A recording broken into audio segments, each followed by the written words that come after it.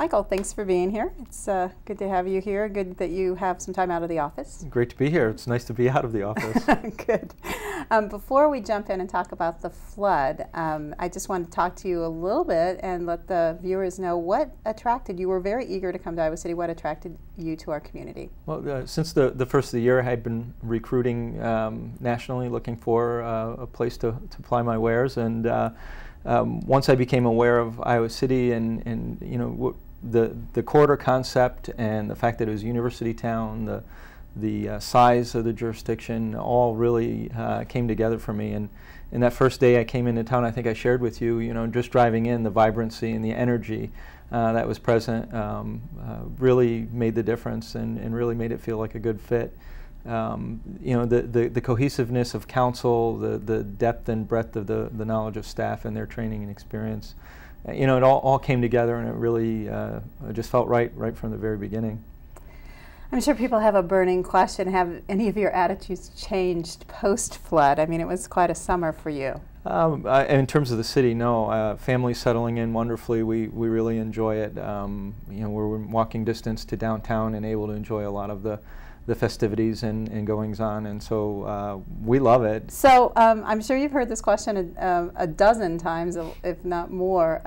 You started on May 19th, and a couple of weeks later you were in the midst of a full-blown disaster. Talk a little bit about that, and that being your introduction to your job here. Yeah, when I talk to friends and family, I usually shift into, and then it started to rain. It really was just tremendous at how it escalated and how quickly. It seemed like every day was exponentially growing, and I think for me, I tend to thrive in that kind of environment, not for natural disaster, but when there's a focus and there's an urgency and a pressing need. I think it sharpens my attention and my focus, and I'm able to sort through and navigate easier. So in some ways it was a good time to come, in that it allowed me to get here early enough to be able to get to know the lay of the land and the people and staff some. And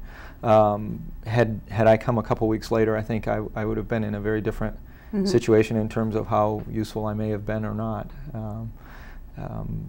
I think if anything has come out of the flood, though, that ability to strip away that getting to know you period, I think really put me in a position to have to just really cut through all of that and get to know folks pretty quickly. So now that we've moved out of flood response and now we're in flood recovery, it's going to be a very lengthy endeavor as well as expensive. Just talk a little bit about how you and your staff are proceeding with that. There's the internal, of course, city property and services in areas were affected considerably. We have, I think, about $7.5 million worth of direct damages and costs, and we have to work with FEMA to develop project worksheets and work through that and get the remediation started and find a way to pay our portion of that. But then there are also the broader community needs. A lot of residents that are struggling and who have been affected in a tremendously adverse way. Sorting through the options that are available to help meet their needs and help them through this situation. And so much of it's driven by funding and not knowing what's going to be made available and when. I think it's as hard for us as we try and help people as it is for them in terms of waiting. You've talked about the best way for the city to emerge from this flood is to work in a collaborative manner with the Coralville and the university. Talk a little bit about those efforts and what's been happening with that. I think the framework for that is established through the corridor concept. I think there's an expectation that we work together in a collaborative way, and the stage has been set.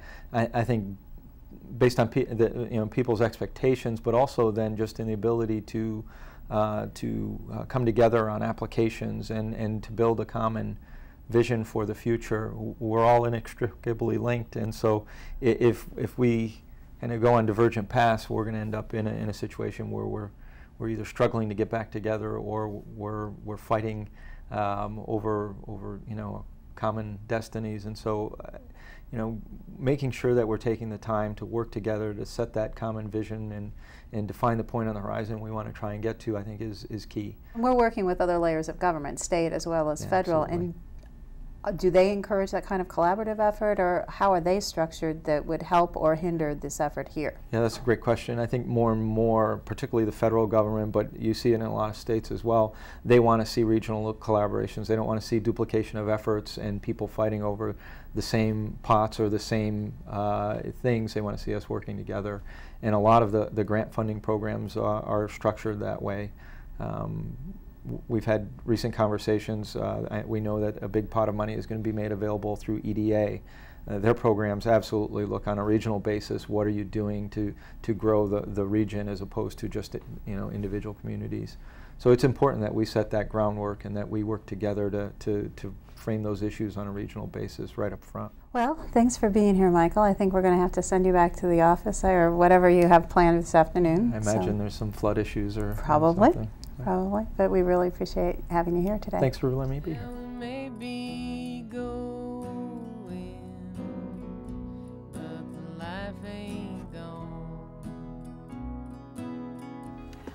And now we're here with Ryan O'Leary down at the Riverside Festival stage. Ryan is a member of the Parks and Recs Commission for the City of Iowa City. Ryan, thank you so much for joining us.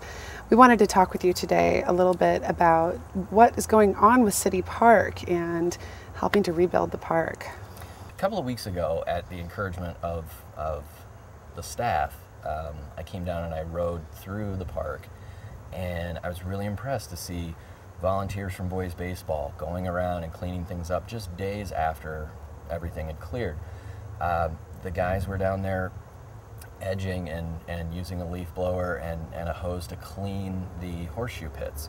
You know, these little groups of volunteers were coming in. The staff can tell you about the millions of cubic feet of sand.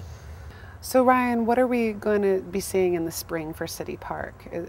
Are the facilities going to be able to be used? Well, it'll definitely be usable, and I'd love to say that everything will be 110%, that in the process of cleanup that so many vast improvements will be made. The truth is, there may be some things that need to be finished in the spring, but if you look at the pool was up and running just days after the streets were opened. They've started letting people reserve the shelters for picnics. So really this fall there will be a lot of activities. Now, boys baseball, of course, they had to postpone their season, but their fields should be ready in the spring. Most turf and most surfaces should be repaired in the spring. What about some of the natural elements to the park? The grass, the trees, the flowers? The most important thing that they're facing is now that the floodwaters are gone, they need to clear the sand away from the trees. Trees have a root system below the surface that bring in the water. Well, by having 2 inches of sand, you're not allowing the proper amount of water to get down. So there will be trees lost. Interesting thing here is that there's probably a better opportunity to save trees this year because the waters have receded. We're ahead of schedule in clearing away the sand, opening things up. So City Park did just celebrate its 100-year anniversary, and I think, you know, this rejuvenation of the park is really a great opportunity for people to get to know the park again and all of its features. I think what people would be surprised to learn by their next visit, as they pay close attention to the landscape, is how many different things there are to do. We see people biking and running and rollerblading, but we also have the skate park across the river, the bocce courts. Even though people come here for a picnic or they may come here for ice skating in the winter, I think they'll start to see how many dozens of different uses City Park has to offer. Well, thank you so much for sharing with us about City Park, and it's just good to know that the park is recovering and it's going to be usable, and I just want to encourage everybody to come on out to City Park as soon as the gates are open this fall, spring, winter. When you see that it's open, come on down and explore. The flood didn't knock it out. It's still here, as good as ever. Thanks a lot, Ryan. Thank you. Then you get the feeling